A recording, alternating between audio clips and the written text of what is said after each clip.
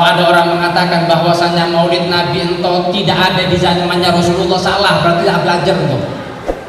Surah belajar boleh tangguh.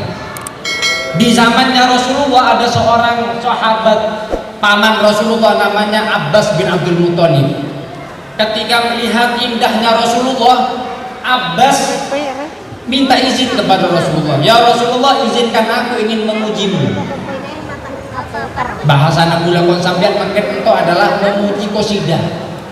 Maka kata Rasulullah, sebut na'am idzan la yufaddidullahu faka.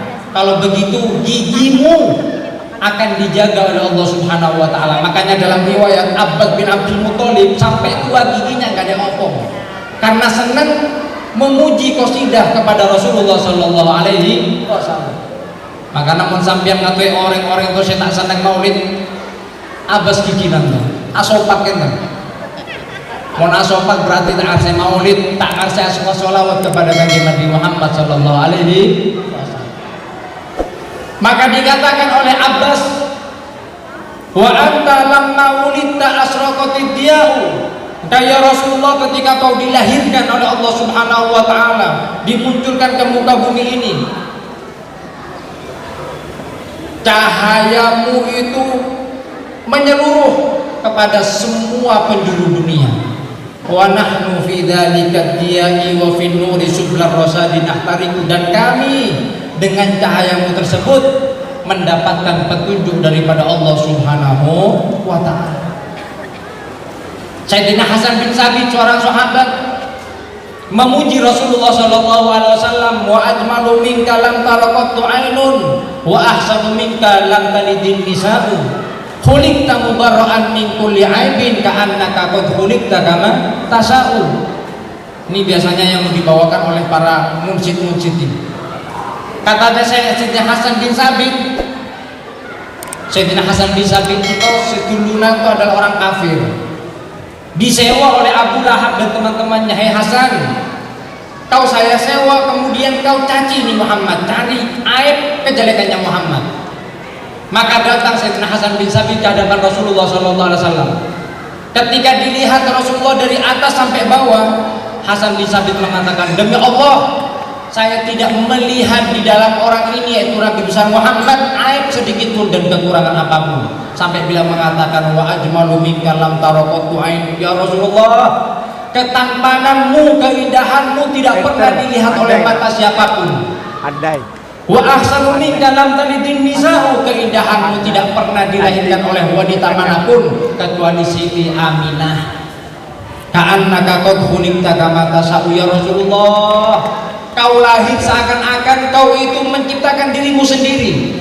Hidungnya bagaimana, matanya bagaimana, pipinya bagaimana, rambutnya bagaimana, sempurna Rasulullah sallallahu alaihi wa ala alihi wasallam. Oleh karena itu hadirin, kita sebagai umat Kanjeng Nabi Muhammad maka harus senang meneladani sifat-sifat daripada Rasulullah sallallahu alaihi wa ala alihi wasallam. Ada seorang ulama namanya Al-Imam Al-Busairi, pengarang qasidah Burdah. Beliau ini dulunya adalah orang yang pintar kalau memuji orang, tapi dulunya salah. Ketika bisa memuji orang, membuat qasidah, membuat syair, yang dipuji pejabat, yang dipuji orang kaya. Masya Allah, Imam Busairi dulu sebelum jadi imam, sebelum jadi orang yang alim, sebelum jadi ulama, itu yang dipuji para pejabat terus. Kenapa? Enak. Coba misalkan kalau ada pejabat, puji itu pejabat, masya Allah ini pejabat dermawan, ini pejabat ganteng, walaupun coba tadi lah puji ganteng baik, matalah keluar pesena lagi, puji keluar pesena, proyeknya keluar itu, karena yang dipuji pejabat. Kalau ada orang kaya dipuji, sampai dermawan, sampai orang baik, keluar uangnya untuk pekerjaannya Imam Busairi. Subhanallah, karena sering memuji para pejabat dan orang kaya, Allah memberikan musibah kepada Imam Busairi, penyakit falij. Falij ini penyakit lumpuh, stroke. Makanya hadirin, sampai untuk ajak batin muji-muji pejabat. Ajak pate senang-senang muji pejabat, ajak pate senang-senang muji orang kaya. Con setruk ongku sampean. Ento Imam Busairi sehat masya Allah ketika sering memuji pejabat orang kaya, tujuannya dunia, setruk. Ketika setruk tak bisa bergerak, Imam Busairi tidur, subhanallah didatangi mimpi Kanjeng Nabi Muhammad SAW. Ketika mimpi Rasulullah, kata Rasulullah, Bu Busairi, coba qasidahmu, syairmu kau gugah untukku Nabi besar Muhammad. Maka katanya Imam Busairi, ya Rasulullah, doakan saya sembuh. Saya bersumpah, saya nadar kalau saya sembuh nanti qasidahku untukku ya Rasulullah. Akhirnya diberikan oleh Rasulullah SAW burdah. Burdah itu dalam riwayat ada mengatakan jubah Rasulullah, ada mengatakan kain burdah. Jadi burdah itu adalah nama kain. Aja berarti burdat, mau burdat sobung artenan tuh.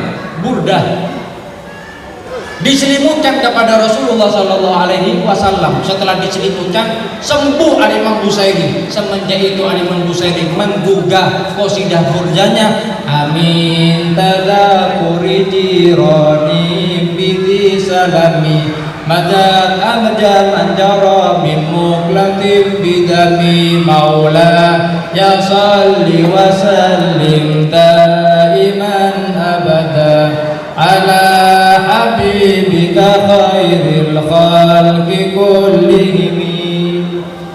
Sehat Imam Busairi hadirin ketika memuji Rasulullah SAW.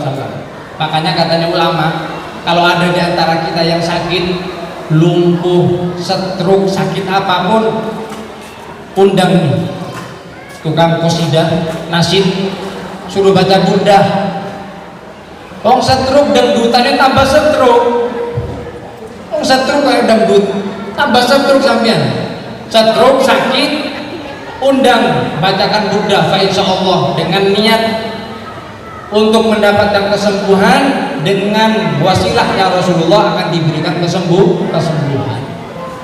Taqarrub, orang yang selalu memperbanyak sholawat kepada Rasulullah, memperingati sifat-sifat Rasulullah, akan dekat dengan Rasulullah SAW. Kata Rasulullah, aqrabukum minni manzilatan yaumal qiyamah aktsarukum alayya sholatan. Orang yang paling dekat dirimu nanti di hadapan Allah Subhanahu wa taala denganku, Kanjeng Nabi Muhammad, adalah orang yang paling banyak sholawat kepada Rasulullah SAW. Allahumma shalli ala Muhammad. Hadirin hadirat yang dirahmati oleh Allah Subhanahu wa taala. Makanya bulakon sampeyan jangan bosan-bosan memperingati Maulid Nabi besar Muhammad SAW. Jangan bosan-bosan memperingati Maulid Nabi besar Muhammad SAW. Dalam tiba itu disebutkan, walau anna amilna kullahainin li Ahmad maulida qad kana wajib. Kalau kita memperingati Maulid Nabi setiap hari, setiap saat, maka itu hukumnya wajib. Bukan hanya 1 tahun sekali, 1 bulan sekali, setiap hari, setiap saat kita memperingati Maulid Kanjeng Nabi, maka tidak akan pernah bisa membalas jasa besar Kanjeng Nabi Muhammad SAW. Mudah-mudahan